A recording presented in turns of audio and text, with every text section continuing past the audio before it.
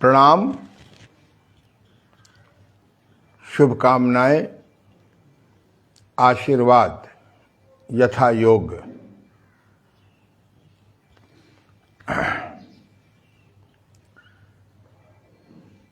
भगवान बुद्ध के सामने 3 दुख दिखे। पहला दुख बुढ़ापा,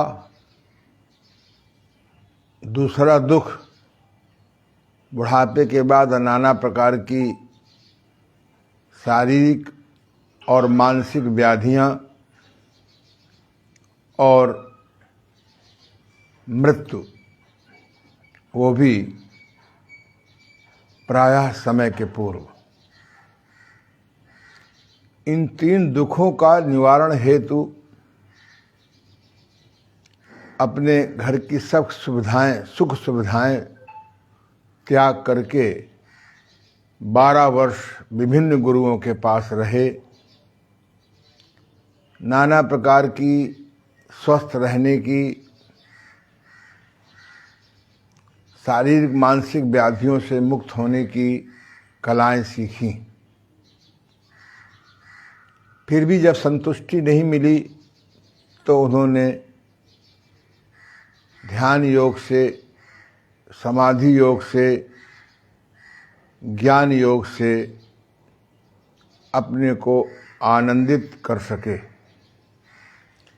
फिर व्यक्तिवाद की साधना छोड़ करके या साथ करते हुए उन्होंने समाज के दुखी लोगों को सुखी होने की विद्या बताई, सिखाई।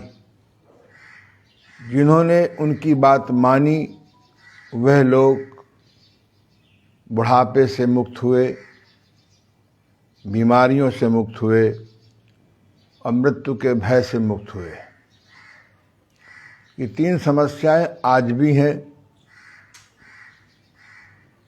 आज भी लोग दुखी हैं, आगे भी दुखी रहेंगे।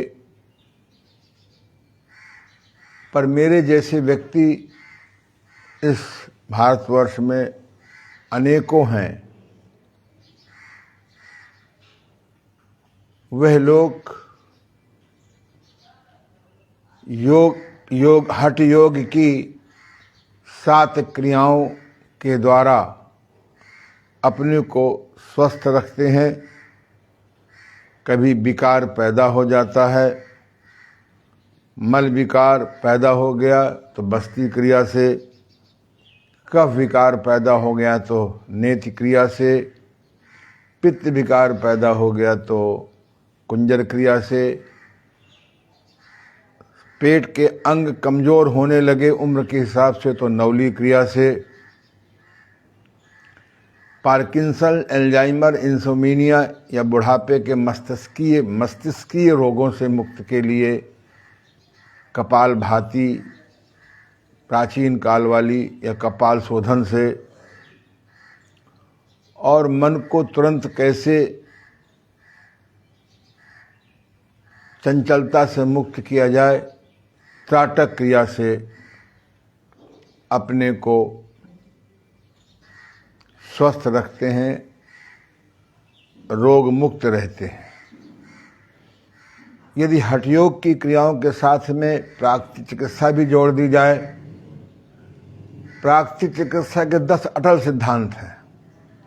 जो लोग घर बैठे प्राकृतिक चिकित्सा का सिद्धांत और क्रियाएं समझना चाहें वो YouTube में जाएं, योग ऋषि ओम प्रकाश आनंद जी क्लिक करें, खोलें और मेरे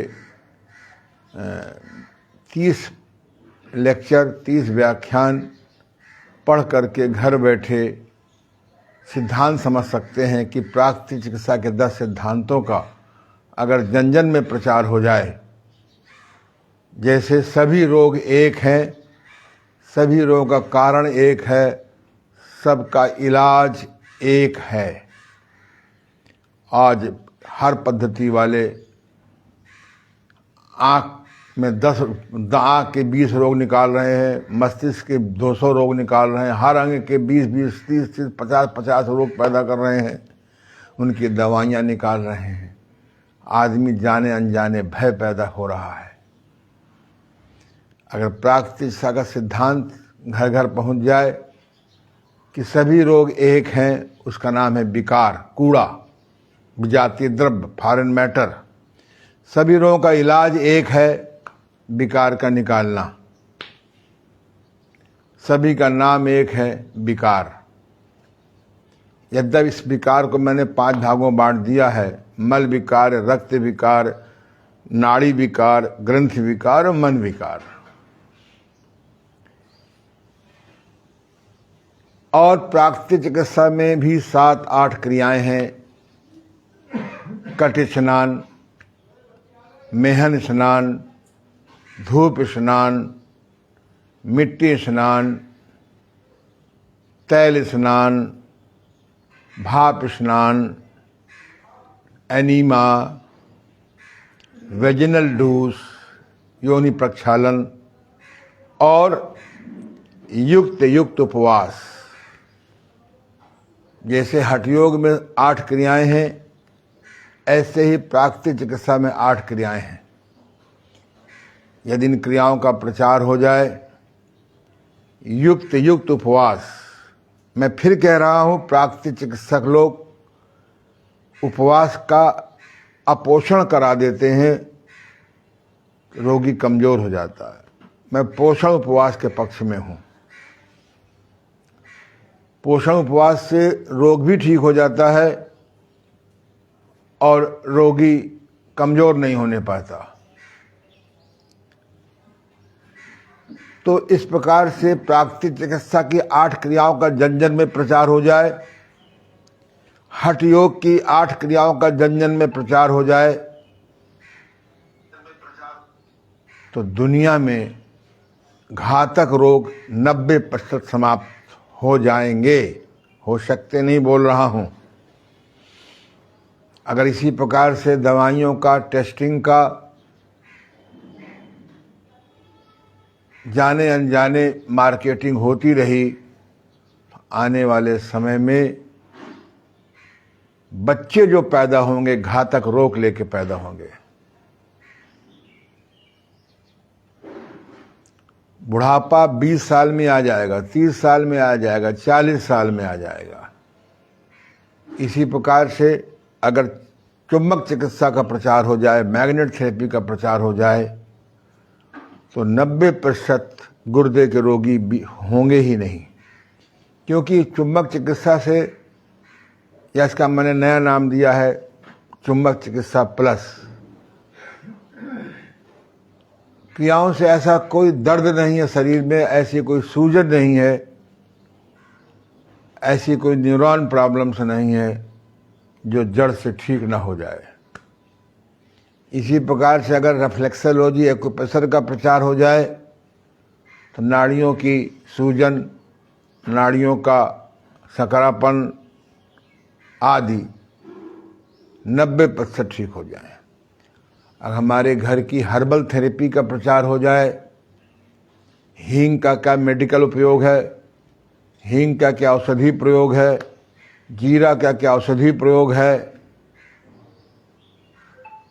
छोटी हरड़ का क्या औषधि प्रयोग है। हमारे घर में 10-12 प्रकार के मसाले हैं,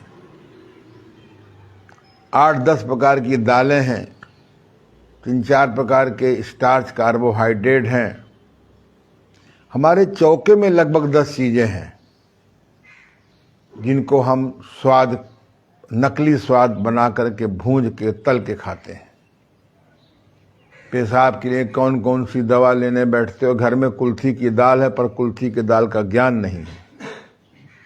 अगर हमारे जड़ी बूटियों का प्रचार हो जाए, आयुर्वेद की इन बातों का प्रचार हो जाए कि त्रिदोष सिद्धांत क्या है, वात पित्त कफ का सिद्धांत क्या है, अग्नि कितने प्रकार की होती है, मंदाग्नि, विषमाग्नि, तीक्ष्णाग्नि, भस्मक, समाग्नि, ज्ञान नहीं है।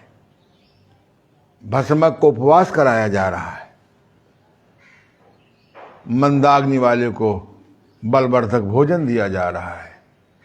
मुझे याद है कि एक बार कानपुर के ही स्वामी ओम प्रकाशानंद जी, मेरे नामा राशि लगभग, उन्हें भस्मक रोग हो गया था।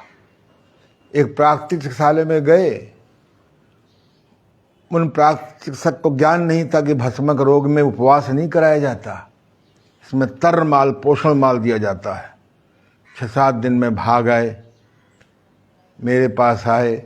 मैंने उनका जब निदान किया, मैंने कहा आपको तो भस्मक रोग है, और भस्मक रोग में जस उल्टा होता है। सवेरे तर मेवा खिलाया जाता है पानी सहित, दोपहर में बढ़िया घी डूबी हुई रोटी खिलाई जाती है, दाल सब्जी खिलाते हैं, तीसरे पहर पोषण फल खिलाए जाते हैं, फल भी 3 प्रकार के होते हैं, और रात में उनको पूड़ी पराठा घुइयाँ खिलाई जाती है। ये भोजन दिया और स्वस्थ हो गए। इसी प्रकार से ये ज्ञान नहीं आयुर्वेद वालों को, प्राकृतिक चिकित्सकों को खास तौर से, कि इसकी तासीर ठंडी है कि गर्म है।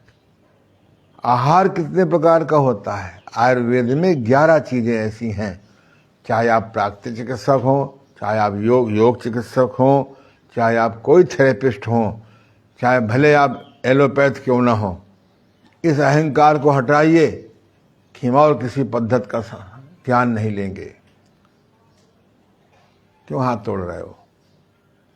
जो हाथ फोड़ोगे ना तो हाथ कांपने लगते हैं, कंट्रोल करो, उसमें चिकनाहट होती है। ये सारी 11 मेरे 12 लेक्चर हैं आयुर्वेद पर। योग ऋषि ओम प्रकाशानंद में जाइए और पढ़िए, घर बैठे ज्ञान सीखिए।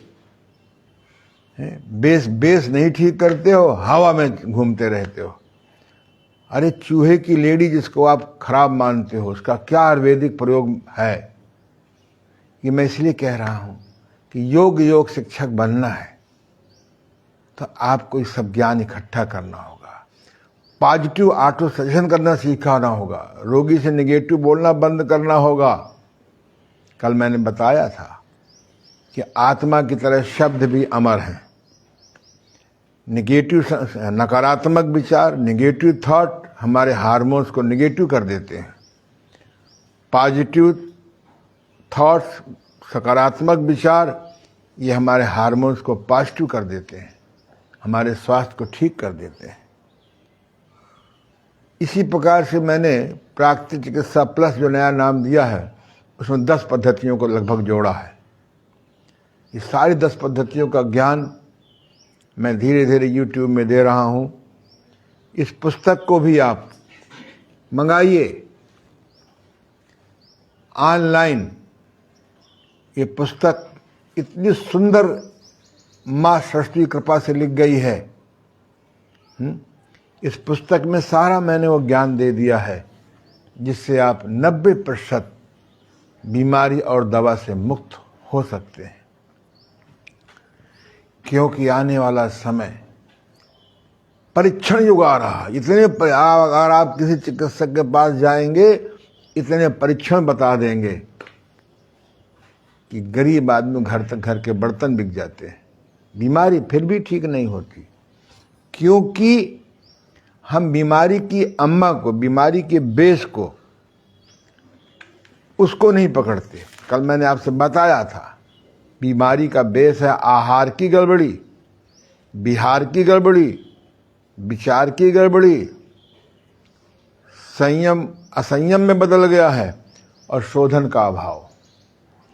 इसलिए आप लोग कायाकल्प की ओर चलिए, मन कल्प की ओर जाइए। इस किताब तो नाम है इसका कायाकल्प, पर है वास्तव में मन कल्प भी है, साथ में आत्मज्ञान भी है।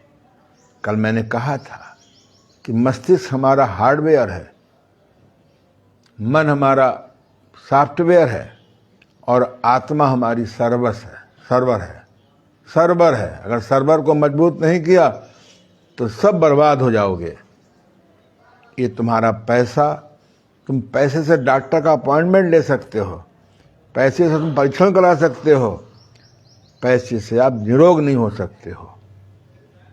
मैंने भारत सरकार को सुझाव दिया है कि 5-5 लाख तुमने एलोपैथिक के लिए दिया है गरीबों को, अरे 1-1 लाख और बढ़ा दो या उनको 4 लाख कर दो, हम लोगों के लिए 1 लाख कर दो।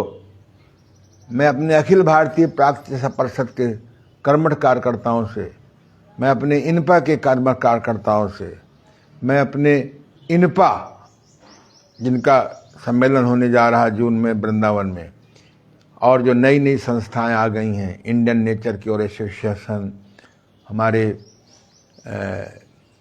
विपिन जी पथिक की, भारतीय प्राकृतिक चिकित्सा संघ, ये सब लोग मिल करके भारत सरकार को कहें, डॉक्टर अमरजीत यादव हमारे लखनऊ के बहुत ही कर्मठ हैं, सब लोग मिल के भारत सरकार पर प्यार भरा प्रेशर दें, ये प्रयोग करके देखो, नहीं ये देश बर्बाद हो जाएगा। ये बात मैंने इसलिए कही कि जब तक आप मूल में नहीं जाओगे, मेरे दर्द है, कहे का दर्द है, अल्ट्रासाउंड करा रहे हो, ये कहे मेरा दर्द है, दर्द। एक अमेरिका में डॉक्टर हेग नाम का बहुत बड़ा डॉक्टर हुआ है, मेरी तरह खोजी माइंड का वो भी था। उसने लगभग 460 आदमियों का मृत्यु के बाद आंतों को खोल के देखा। 5 आदमी ऐसे थे उनमें लगभग जो आंतों के सड़े हुए मल के कारण नहीं मरे। उसने कहा कि आंतों में मल ठहर जाता है, रुक जाता है, चिपक जाता है और सड़ता रहता है। और सड़ते हुए मल में जर्म्स पैदा हो जाते हैं, बैक्टीरिया पैदा हो जाते हैं, वायरस पैदा हो जाते हैं। अब एक नई खोज चल रही है, माइक्रो वायरस, फिर माइक्रो स्क्वायर वायरस। ऐसी खोजें, बेवकूफ़ी की खोजें करते रहो और मानव जात को दुखी बनाते रहो। उसने तो अब हमारी प्राकृतिक चिकित्सा में हम लोग पेट को भी ठीक करते हैं, बल्कि पेट पहले ठीक करते हैं। जब मैं बीमार रहा करता था, आधा घंटे, पौन घंटे शौचालय में बैठता था, कांखता था, पर मिस्टर मल is not ready to come out easily. दवाएं भी खा के देखा, कभी त्रिफला, कभी खेफला, कभी सेफला, पेट साफ नहीं हुआ। लेकिन जब मेरे गुरुदेव, जो मेरी बाईं तरफ बैठे हैं, डॉक्टर महावसार जी गुप्त के पास गया, उन्होंने मुझे ठंडा कड़ स्नान कराया। ठंडा कड़ स्नान से मल की स्नान बंद हो गई और मैं स्वस्थ होने लगा। शौच 1 मिनट में होने लगा कुछ दिनों में। योग में भी हम यहाँ नौली क्रिया मैंने बताई है, और एक बहुत अद्भुत क्रिया हठ योग में निकाली गई, उसका नाम है शंख प्रक्षालन। योग में एक बहुत अद्भुत क्रिया की खोज हुई है, उसका नाम है शंख प्रक्षालन। इस क्रिया के बारे में कहते हैं कि अगर आप 6 महीने में 1 बार कर लें, 3 महीने में 1 बार कर लें, तो बुढ़ापे के कष्ट आपको नहीं आएंगे। बुढ़ापा हम लोग जाने अनजाने स्वयं बुलाते हैं। मनुष्य की प्राकृतिक उम्र 145 साल है, मनुष्य की सीमित उम्र लगभग 100 साल है। इसके पहले हम अगर मृत्यु की गोद में चले जाते हैं तो जाने अनजाने कोई हमसे गलती हो रही है या हमारे मार्गदर्शकों से गलती हो रही है। तो आइए इस क्रिया के बारे में समझें हम। शंख प्रक्षालन एक ऐसी क्रिया है जिसके द्वारा मुख से लेकर गुदा द्वार तक की पूरी सफाई हो जाती है। योग शास्त्र में प्राचीन ग्रंथों के अनुसार इस क्रिया को कायाकल्प का आधार क्रिया कहते हैं। शंख प्रक्षालन की जो प्राचीन पद्धति है, इसमें 4 आसनों का प्रयोग करते हैं। उदर आकर्षणासन, उदराकर्षणासन नंबर 1, नंबर 2 सर्पासन, नंबर 3 चंद्रासन और नंबर 4 कटि चक्रासन। ये 4 क्रियाओं के द्वारा इस क्रिया को करते हैं। किंतु यदि किसी व्यक्ति की स्लिप डिस्क है, स्पॉन्डिलाइटिस है या रीढ़ के किसी भाग में सूजन है अथवा हाथ या पैर में कोई चोट या सूजन है, ऐसी स्थिति में वह व्यक्ति इन आसनों के द्वारा संघ प्रक्षालन नहीं कर सकता है। ऐसे ही तमाम पहलुओं के अनुभव करने के पश्चात देव अंतर्राष्ट्रीय योग केंद्र गीतानगर कानपुर ने संघ प्रक्षालन की नई संशोधित पद्धति की खोज की है, जो अत्यंत सरल है और जिसमें केवल 2 आसनों का प्रयोग किया जाता है। इस नई संशोधित विधि में संघ प्रक्षालन करने वालों को पहले की तरह अब कोई कठिनाई नहीं होती। इस क्रिया से आमाशय की बीमारियां, कफ का बनना, भोजन का सही पाचन न होना, अम्लता के विकार, मंदाग्नि आदि के कष्ट, छोटी आंत एवं बड़ी आंत में चिपका हुआ पुराना मल, आंव, कृमि, गैस आदि के रोग तथा गुदा द्वार से संबंधित रोग जैसे बवासीर आदि ठीक हो जाते हैं। इस क्रिया को करने के पूर्व कम से कम 3 दिन उपवास करना होता है। उपवास के पहले दिन सुबह शाम खूब हरी सब्जी मिली खिचड़ी, दूसरे दिन केवल सब्जी तथा तीसरे दिन रसाहार एवं रात में भोजन के समय चौथाई या आधा लीटर पाचन शक्ति के अनुसार गुनगुना मीठा दूध पीते हैं। मिठास में शक्कर नहीं डालते हैं, क्योंकि सिद्ध हो गया है कि सफ़ेद चीनी, सफ़ेद नमक, सफ़ेद घी, सफ़ेद चावल, सफ़ेद नमक, सफ़ेद चीनी, सफ़ेद घी, सफ़ेद चावल, 5वां क्या है? हाँ, सफ़ेद आटा। ये 5 सफ़ेद चीज़ें स्वास्थ्य की महादुश्मन हैं, महादुश्मन है। अगर आप सफ़ेद चीनी बंद नहीं करोगे तो बुढ़ापा आने नहीं पाएगा, पहले बुढ़ापे के सारे कष्ट आ जाएंगे। ये सफ़ेद फुजला विहीन आटा बंद नहीं करोगे, कभी पेट ठीक नहीं रहेगा। मैं तो व्यक्तिगत घी के भी पक्ष में नहीं हूँ, क्योंकि जो चीज़ आग में उबाल दी जाती है, पका दी जाती है, जला दी जाती है, उसका प्राकृतिक गुण खत्म हो जाता है। भगवान कृष्ण मक्खन खाते थे, कहीं नहीं लिखा दूध घी खाते थे।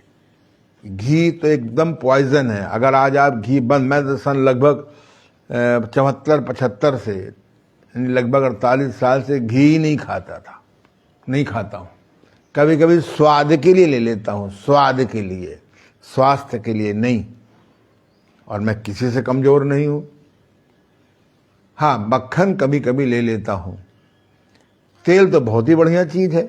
अगर आप सरसों का तेल खाने लगे, अलसी का तेल खाने लगे हैं, तो इसलिए ये महंगा चावल आपको बर्बाद कर देगा। चलिए, चौथे दिन प्रातः इस क्रिया को करते हैं। संघ प्रक्षालन शुरू करने के आधा घंटे पहले पुनः 250 मिलीलीटर पानी, गुनगुना दूध या जूस भी पी सकते हैं। अब 4-5 लीटर पानी गर्म करते हैं। पानी इतना गर्म हो कि पीने से मुंह न जले। तत्पश्चात पानी में 2 छोटे चम्मच प्रति लीटर के हिसाब से नमक डाल देते हैं। अच्छा है कि आप सेंधा नमक डालें। सलाइन वाटर बनने के पश्चात 2 गिलास पानी को पीते हैं, थोड़ा टहलते हैं, फिर किंग और क्वीन एक्सरसाइज करते हैं। पुनः पानी पीकर उपरोक्त क्रियाओं को दोहराते हैं, फिर शौच लगने पर शौच जाते हैं। इस प्रकार ये प्रतिक्रिया तब तक जारी रखते हैं जब तक जैसा पानी साफ सुथरा पीते हैं वैसा गुदा मार्ग से आने न लगे। शीघ्रतापूर्ण सफलता के लिए संघ प्रक्षालन में पानी में मैग्नेटिक सल्फ MgSO4 भी प्रयोग कर सकते हैं। 100 ग्राम मैग्नीशियम सल्फेट 3-4 लीटर पानी के लिए पर्याप्त है। ये नई विधि है। नई विधि बहुत सरल है। मैंने विधि आपको बता दी। इसके लिए आपको एक काम करना है। किंग और क्वीन, इधर आ जाओ। पानी 2 गिलास पानी पिया, लेट जाओ। ये तो आपको आसन रट जाना चाहिए है। कुछ लोग कहते हैं आनंद जी का तकिया कलाम है किंग क्वीन एक्सरसाइज। तकिया कलाम नहीं है हमारा, ये संपुट जानते हैं ना। जब रामायण कराई जाती है तो एक निश्चित लाइन बार बार दोहराते हैं, पैर मोड़ लीजिए। अगर रामायण के कार्यक्रम में अगर संपुट न चलाया जाए तो रामायण सफल नहीं माना जाता। पहले दाईं तरफ जाओ। हाँ तो ऐसे कर लो, ऐसे कर सकते हो। चलो और नीचे आ जाओ थोड़ा सा, बस ये लो। 2 गिलास पानी पिया और धीरे से वही किंग एक्सरसाइज किया। धीरे धीरे करें, जितना धीरे धीरे करेंगे उतना अधिक लाभ होगा।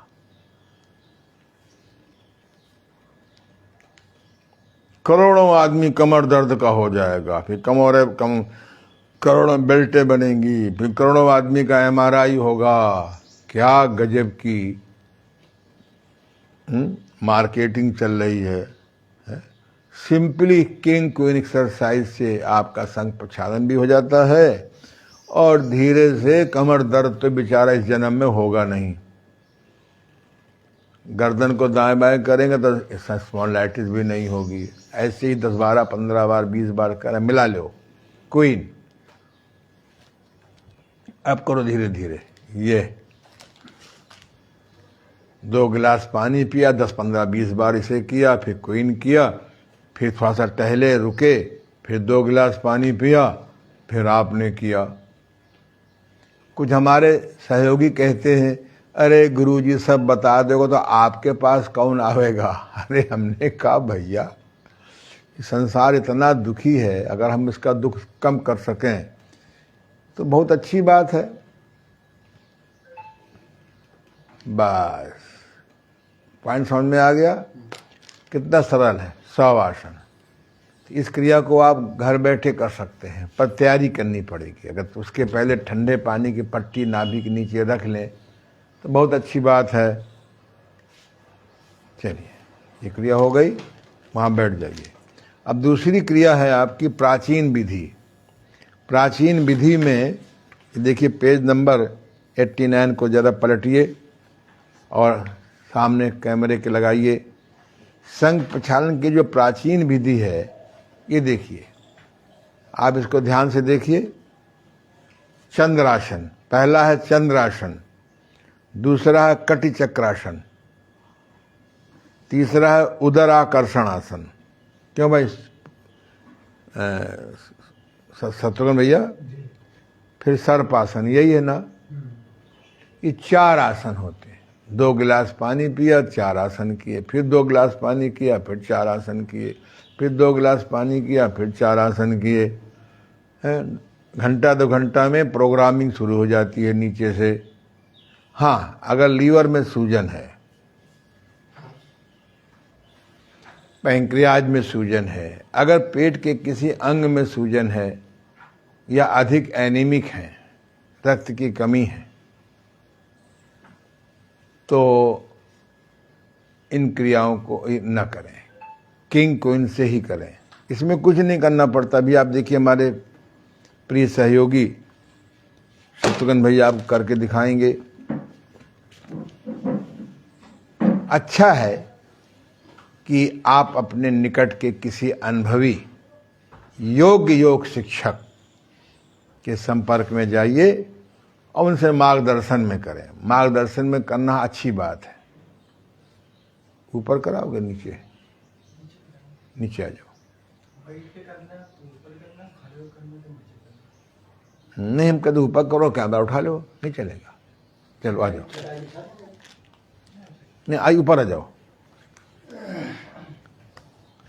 तखत में आ जाओ। तखत में करेंगे नहीं, इसमें आ जाओ ना तखत में। पहला करो चंद्रासन, अब इधर आ जाओ। ठीक है, चंद्रासन में खड़े होकर के हाथों को ऊपर कर लीजिए। दोनों पैर मिलाइए थोड़ा सा। एक दाहिनी ओर, 2 बीच में, 3 बाईं ओर, 4 बीच में, 5 दाहिनी ओर, 6 बीच में, 7 बाईं ओर, 8 बीच में, 9 दाहिनी ओर, 10 बीच में, 11 बाईं ओर। बस ऐसे ही कुछ देर करेंगे। और अब दूसरा है कटि चक्रासन। थोड़ा पैर फैला लीजिए, देखिए ध्यान से, पूरा पूरा आना चाहिए भाई।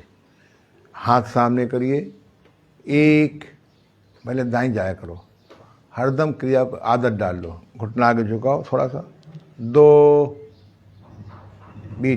बीच में भाई, इतनी जल्दी क्या है प्यारे नर्सिंग होम में जाने की।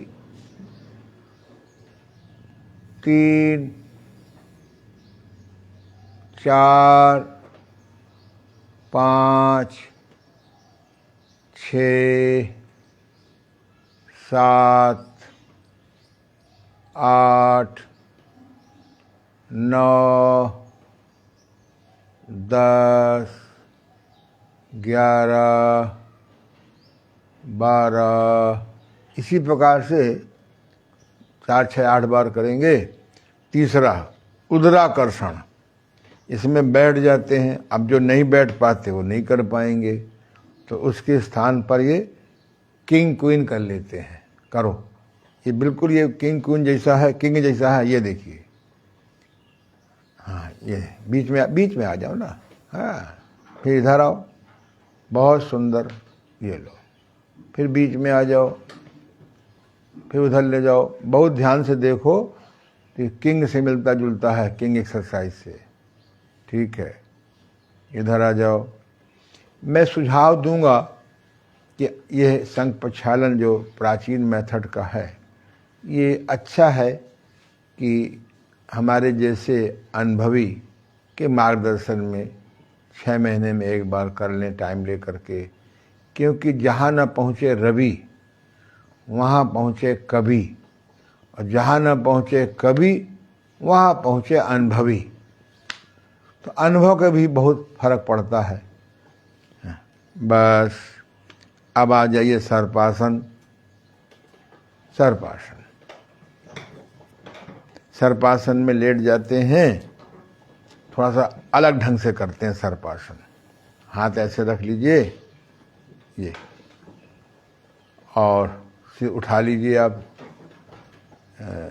सिर को उठा लीजिए, एक दाहिनी ओर जाइए। अरे पैर उसको देखो ना, पैर को देखो अपोजिट, ये 2 बीच में आइए, 3 आंखों से इधर इस पैर को देखेंगे, 4, 5, ये देखिए, अंगूठे को देखते हैं, पैर को देखते हैं, 6, 7, 8, 9, 10, 11, 12, बस 2 गिलास पानी पिया, ये 4 आसन किए। फिर आपने थोड़ा टहले या बैठे, फिर 2 गिलास पानी पिया, फिर बैठे। आप बहुत अच्छे युग में जी रहे हैं। लोगों को बड़ी शिकायत है, युग बहुत खराब आ गया है। इतना अच्छा युग सतयुग में भी नहीं था, इतना अच्छा युग द्वापर में, त्रेता युग में नहीं था, इतना अच्छा युग द्वापर में भी नहीं था, इतना अच्छा युग आज से 50 साल पहले नहीं था। पश्चिम की सुविधाएं, पूरब का ज्ञान, अगर दोनों का समन्वय हो जाए, और प्राकृतिक चिकित्सा, हठ योग, magnet therapy, acupressure, home herbal therapy, positive auto suggestion therapy, reiki therapy, इनका अगर ज्ञान हो जाए तो अब आपको भगवान बुद्ध की तरह घर छोड़कर जाने की जरूरत नहीं है। बहुत अच्छे युग में जी रहे हैं आप। बैठे बैठे मेरे अनुभव का लाभ आप तरंगों के द्वारा, इस स्मार्ट मोबाइल के द्वारा घर बैठे आप सुन रहे हैं, पढ़ रहे हैं। इतना अच्छा युग कहाँ था? कभी नहीं रहा। और राक्षस तो पहले भी रहे हैं। क्या सतयुग में राक्षस नहीं रहे हैं? उठा के देखो। अगर बाप की बात बेटे ने नहीं मानी खराब, तो हाथी के नीचे को चलवाया गया, पहाड़ से गिराया गया, अंत में नहीं मरा तो बेचारा प्रहलाद को अपनी बुआ को पटा के होलिका दहन करा दिया गया। आप त्रेता में चले जाओ,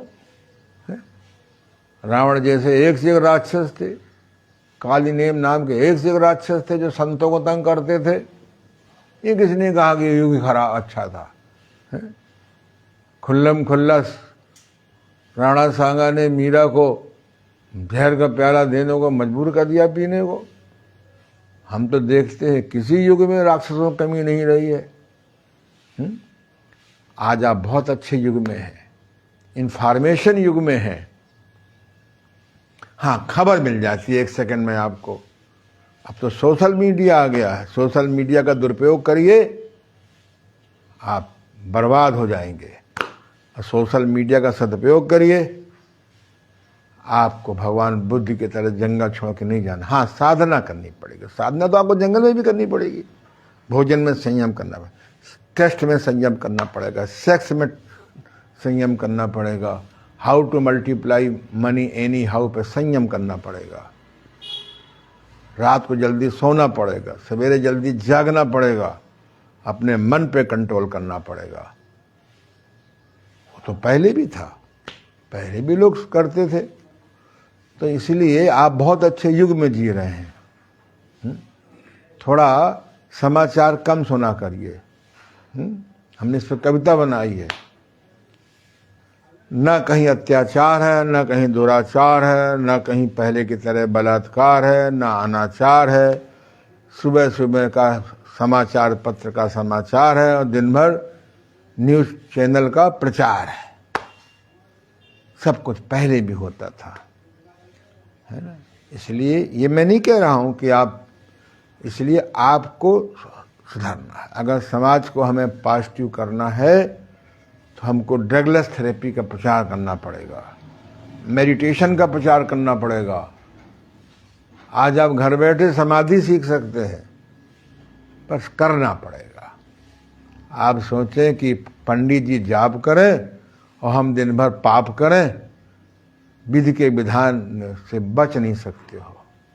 परमात्मा ने ऐसा कैमरा लगा दिया है यहाँ पर, आपके एक निगेटिव थॉट का भी दंड आज नहीं तो कल मिलेगा। चलिए हम लोग थोड़ा सा फिर अपने, ये भी विषय का ये है।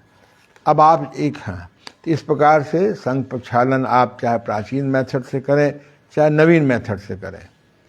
अब आपको मैं जो नई बात बताने जा रहा हूं,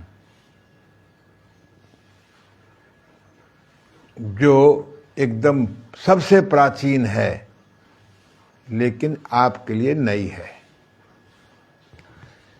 अगर आपको घर बैठे आयुर्वेद का ज्ञान सीखना हो, एक पुस्तक नोट कर लीजिए, चिकित्सा चंद्रोदय। एक मथुरा के स्वामी हरिदास वैद्य हुए हैं, उनकी पुस्तक है चिकित्सा चंद्रोदय। इसका मैं पता भी आपको अभी बता दे रहा हूं। अभी मैं, बेटा नीरज, ऊपर से किताब लाओ, चिकित्सा चंद्रोदय याद है, आयुर्वेद में लगी होगी, चिकित्सा चंद्रोदय, कोई एक पाठ ले आओ, या हमारे ऑफिस चले जाओ तो वहाँ पर स्वास्थ्य रक्षा नाम की किताब, तुम्हें याद है? तुम्हें याद है ना? इनको जाने दो, वो ले आओ। अभी मैं जब वृंदावन गया था, मथुरा गया था, तो इस प्रकाशक से मिलने गया और खुशी है, ये पुस्तक उन्होंने रीप्रिंट करा दिया है। आयुर्वेद चिकित्सालयों को मैं सुझाव देता हूं, सुश्रुत आज संग्रह भाव प्रकाश निघंट की पढ़ाओ, अच्छी बात है, पर इनको समझने वाले कितने हैं? इस वैद्य हरिदास वैद्य जो मथुरा के हैं, इन्होंने इसको 7 भागों में किताब लिख दी है, 7 भागों में किताब लिख दी है। ये पुस्तक मैंने अपने गुरुदेव, आयुर्वेद के गुरुदेव पंडित ओमकारनाथ अवस्थी जी से के परामर्श से मैंने मंगाई थी और पढ़ी है, आज भी मेरी लाइब्रेरी में है। इस पुस्तक के पढ़ने के बाद लगा कि आयुर्वेद क्या है, इन 7 पुस्तक के अलावा एक पुस्तक है स्वास्थ्य रक्षा। ये उनके लिए है जो कुछ आगे बढ़ना चाहते हैं।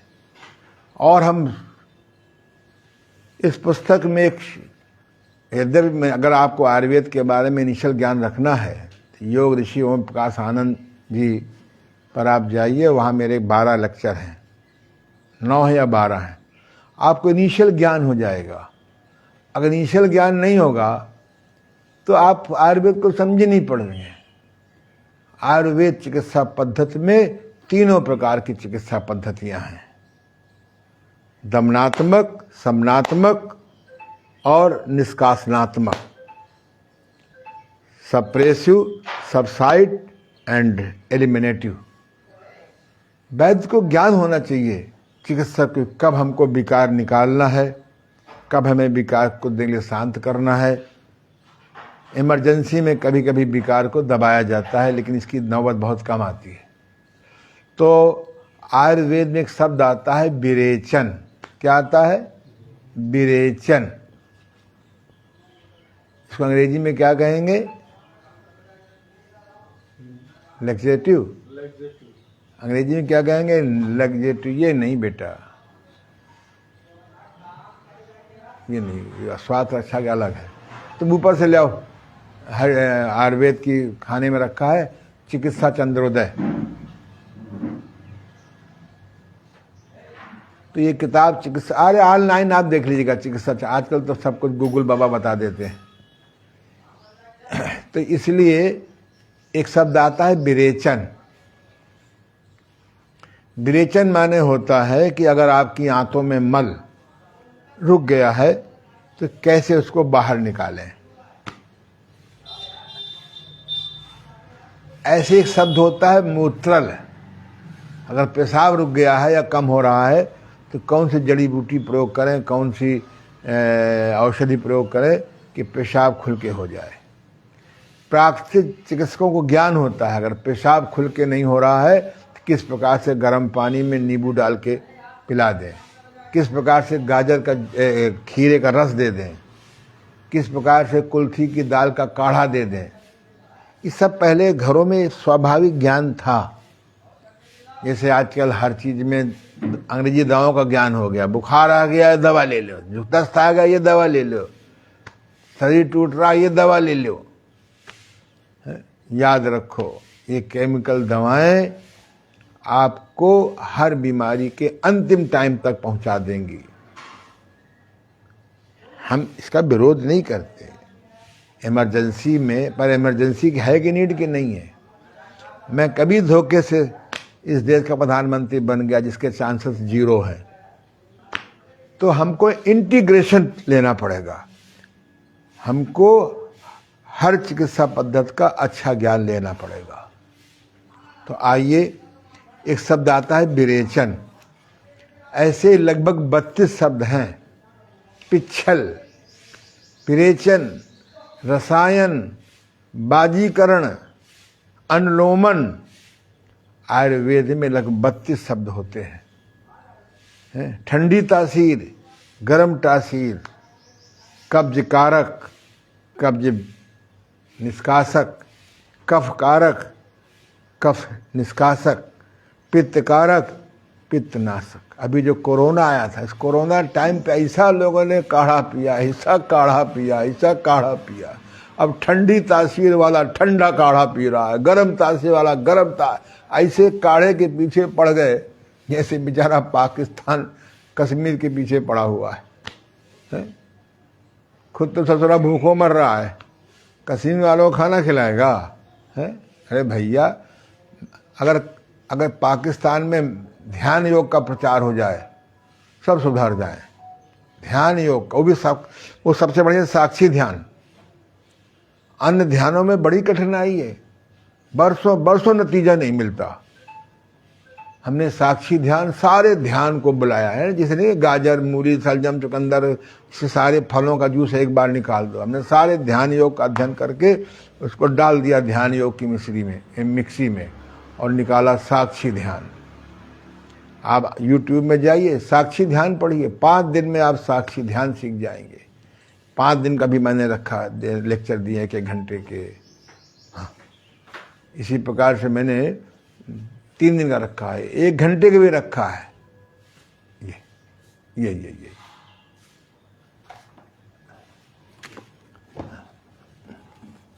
ये है चिकित्सा चंद्रोदय। ये Haridas and company private limited, Lal Darwaza, कच्ची सड़क, मथुरा। ये उनका Haridas and company private limited, खास लाल दरवाजा, कच्ची सड़क, मथुरा। तो इन्होंने रीप्रिंट करा दिया है। जितने वैद्य लोग हैं इन सब को एक किताब पढ़नी चाहिए। पका पकाया है, जैसे मैंने पका पक इस कायाकल्प वाली पुस्तक में पका पकाया आपको दे दिया। आपको 10, 20, 50 साल लग जाएंगे इसको समझने में। कितनी किताबें पढ़ोगे? आपको पका पकाया मिल गया, कितना आसानी से मिल गया। तो जो लोग पेट साफ करना चाहें, आजकल बाजार में देखिए ना, सैकड़ों दवाइयाँ आ गई हैं। पेट सफा तो हर रोग दफा, कयामत चूर्ण, जाने क्या क्या चूर्ण, ये सब पेट साफ करने की ही विधियाँ हैं। लेकिन इनको अगर नियमित प्रयोग करेंगे तो आपकी आंतें कमजोर पड़ जाएंगी। तो आयुर्वेद में विरेचन का बहुत बड़ा चैप्टर है। मेरी किताब है कब्ज, गैस, अपच की अचूक चिकित्सा। उसको पढ़ के सैकड़ों आदमी सुखी हो गए हैं। उसमें मैंने चैप्टर लिखा है विरेचन। तो विरेचन माने होता है जो आंतों में मल जमा हो गया है, इसको कैसे निकालें। यद्यपि ठंडी पट्टी रखने वाले को, तड़ स्नान करने वाले को, भोजन में हरी सब्जी ज़्यादा लेने वाले को कुछ दिनों में पेट अपने आप साफ होने लगता है। लेकिन चाहें तो आप इसको 6 महीने में एक बार कर लें। रोज नहीं, पेट सफा तो हर रोग दफा। मेरे एक मित्र है, नाम नहीं बताऊंगा, बहुत ज्ञानी हैं, बहुत ध्यानी हैं, बड़े सनातन संस्कृत को डेवलप कर रहे हैं, लेकिन उनका पेट साफ नहीं होता। तो रोज अपना वह कयामत चूर्ण ले लेते थे, रात को पेट के भड़बड़ाए के पेट साफ हो जाता था सवेरे। अब बेचारे उनका पेट ही नहीं साफ होता। क्यों? उन्होंने विरेचन का दुरुपयोग किया। क्या है? विरेचन का दुरुपयोग किया। तो मैंने कहा भाई तुम आ जाओ 10 दिन मेरे पास, तुम्हारी आंतें फिर पुनः कर देंगे बचपन की तरह। कब आते हैं, कब टाइम निकालते हैं, कब उनका भाग्य है, इसी सोचते सोचते सोचते सोचते में भगवान के यहाँ पहुँच जाते हैं। एक हमारा स्टूडेंट है बचपन का, मेरी किताब पढ़ करके उसने बस्ती का दुरुपयोग किया, गणेश क्रिया का दुरुपयोग किया, संघ पछारण का दुरुपयोग किया। अब दुरुपयोग के मेरी गलती थोड़ा है, मेरा काम है समझाना। अब उनकी आंतें बिल्कुल बेकार हो गई। फिर मैंने उनको फिर नौली से अनौली नहीं किया। अरे ज़्यादा अगर कोई आदमी केला खा जाता है तो क्या खाता है पचाने के लिए? छोटी इलायची है। ज़्यादा भांग आदमी खा लेता है तो क्या खाता है उतरने के लिए? खटाई, आम की खटाई। खटाई कई प्रकार की होती है। ज़्यादा अमरूद खा जाओ तो क्या खाया जाता है? मट्ठा। ऐसे ही आयुर्वेद में एक चैप्टर है कि धोखे से ज़्यादा क्या खा जाए तो क्या खाने से, ज़्यादा भोजन कर जाए तो क्या, कैसे पचाओ जल्दी से। मुंह में डालो 3-4 छोटी हर्रें कच्ची 15 मिनट में। इसका मतलब ये नहीं कि आप 2 पूड़ी खाओ और फिर छोटी हर चबाओ, फिर 2 पूड़ी खाओ, फिर छोटी हर चबाओ। किसी क्रिया का दुरुपयोग न करिए। क्यों अश्विनी जी? इसीलिए संयम, संयम, ये संयम ब्रेक है। गाड़ी में ब्रेक नहीं लगवाओगे तो एक्सीडेंट के चांसेस बहुत बढ़ जाते हैं। ये हमारा संयम ब्रेक है। रुको भाई, बिना चबाए खा रहे हो, भरपेट खा रहे हो, बिना भूख के खा रहे हो, भोजन में हरी सब्जी नहीं ले रहे हो। जब हरी सब्जी नहीं, हरे हरे कैसे हो गए? जब लाल लाल लेओगे तो लाल लाल हो जाओगे। लाल माने मीट, लाल माने टमाटर नहीं। जब लाल लाल खाओगे तो फिर इसलिए हरी सब्जी खाओ तो हरे रहोगे। हो अन्नाहारी हो कह रहे हम शाकाहारी हैं। वाह रे वाह, रोटी दाल चावल को तुम लोग शाकाहारी मानते हो? ये अन्नहारी है, अन्नहारी है, शाकाहारी नहीं है, है? अभी मैं जाऊंगा ये व्याख्यान देने के बाद, संभवतः मेरा गाजर चुकंदर आदि का जूस रखा होगा तो पी लिया, और नहीं होगा तो अपना शहद पानी पी लिया, वो भी नहीं होगा तो फिर गुड़ खाया 50 ग्राम, 1 किलो पानी पी लिया। अरे वाह, क्या जो गुड़ नहीं खाते, जिन्हें गुड़ अच्छा नहीं लगता है, उनका दुर्भाग्य है। गुड़ से बढ़िया कोई चीज है, उसका नाम होना चाहिए गुण। क्या नाम होना चाहिए? गुण। हम गुड़ नहीं खाएंगे, बहुत बड़े आदमी है। अरे बड़े आदमी से क्या मतलब बड़ा है? अब तो गुड़ महंगा हो गया, पहले गुड़ सस्ता होता था, अब सुना है गुड़ बहुत महंगा है। हम तो कभी सामान कोई खरीदने जाते नहीं, हमारी धर्मपत्नी ले आती हैं। ये मैं इसलिए बता रहा हूँ, स्वस्थ रहना है तो चलो प्रकृति की ओर, चलो हठ योग की ओर, चलो घरेलू जड़ी बूटी की ओर, चलो संयम की ओर, चले शोधन की ओर, नहीं तो न तुम्हारे यही हो सब। Diabetes, blood pressure, heart trouble, मोटापा, बवासीर, भगंदर, कोई छार सूत से काटेगा। क्या क्या नौटंकियाँ चल रही हैं, how to multi money anyhow, क्या सारा मरीज कैसी तैसी हो जाए। तो चलो ये विद्या सीखो, टाइम निकाल के 10 दिन आ जाओ, हमारे पास आ जाओ। हमारी एक धर्म बेटी है विजिता आर्या, है गुड़गांव के पास, बहुत अच्छा काम कर रही है। हमारी एक धर्म बेटी है शिखा गुप्ता, लखनऊ में, बहुत अच्छा काम कर रही है। तमाम लोग हमारे हैं जो लोग इंटीग्रेशन ट्रीटमेंट दे के अच्छा काम कर रहे हैं। और बहुत से हैं, डॉक्टर अमरजीत यादव लखनऊ के बहुत काम कर रहे हैं। ये लोग काम कर रहे हैं।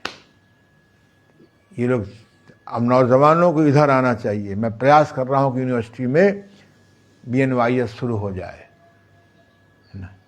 चलिए, तो अब आप देखिए विरेचन क्या है। विरेचन का शाब्दिक अर्थ होता है कोई वस्तु बाहर करना।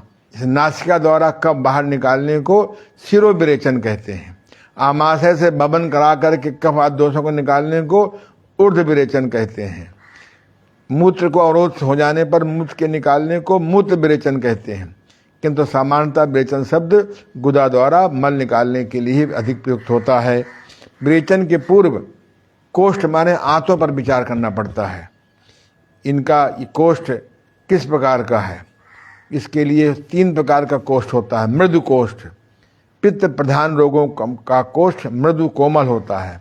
उन्हें मृदु विरेचक द्रव्य जैसे मुनक्का है, दूध है, श्वेत निषोध है, एरंडी का तेल है आदि मृदु द्रव्य से विरेचन कराना चाहिए। ध्यान दे, प्रायः बालक का कोष्ठ मृदु होता है। मध्य कोष्ठ, कफ प्रधान लोगों का कोष्ठ मध्य श्रेणी का होता है। उन्हें मध्य विरेचन जैसे काली निषोध, कुटकी, अमलतास की गुद्दी, त्रिफला, गौमूत्र या शिवाम्बु आदि मध्यम श्रेणी के विरेचन से द्रव्यों से विरेचन कराना चाहिए। इसी प्रकार से क्रूर कोष्ठ, वात प्रधान लोगों का कोष्ठ क्रूर होता है। इससे तीक्ष्ण द्रव्य जैसे संशोधित जयपाल, जमाल गोटा, सेवण का दूध, स्वर्ण छीड़ी और दूध कार्य करता है। किंतु ध्यान रहे ये तीक्ष्ण द्रव्य विचारित और सबज ढंग से करना चाहिए। इसलिए तीव्र विरेचनों का प्रयोग किसी अनुभवी व्यक्ति के मार्गदर्शन में ही करना चाहिए। एक ऐसी जड़ी है आयुर्वेद में जिसको मैं आपको नहीं बताऊंगा, बड़ी अद्भुत जड़ी है, पर मैं साल में 1-2 बार को कराता हूँ, वो भी समर्पित भाव हुए तो। यहाँ हर रोगी आता है, बोले गुरुजी आज संग पहचान करवा दो, आज बढ़। अरे भी टाइम लगेगा, बच्चा गर्भ में आ गया है माँ के तो 9 महीने में डिलीवरी होनी चाहिए। सबको जल्दी बहुत है।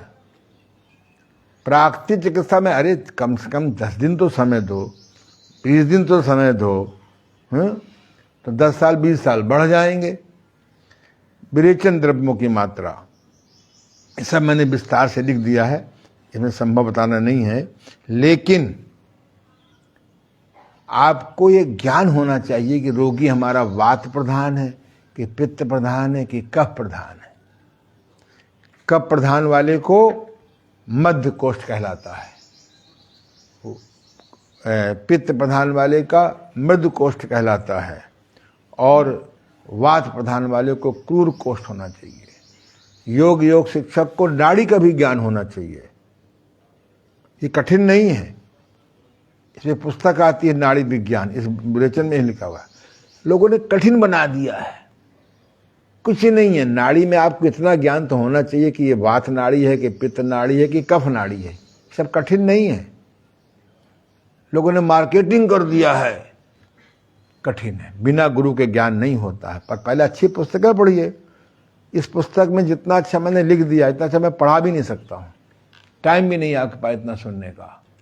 हमसे लोग सलाह देते हैं, गुरुजी 5 मिनट की बनाइए। मैंने कहा 5 मिनट की भैया, 5 मिनट में तो गंदी बातें बनाई जा सकती हैं।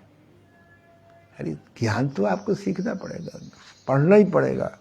इसलिए सफल विरेचन की पहचान, उसमें उस जड़ी में क्या विशेषता है कि आप उस जड़ी को खिला दीजिए रोगी को और ठंडा पानी पिलाएंगे, दस्त आना शुरू हो जाते हैं।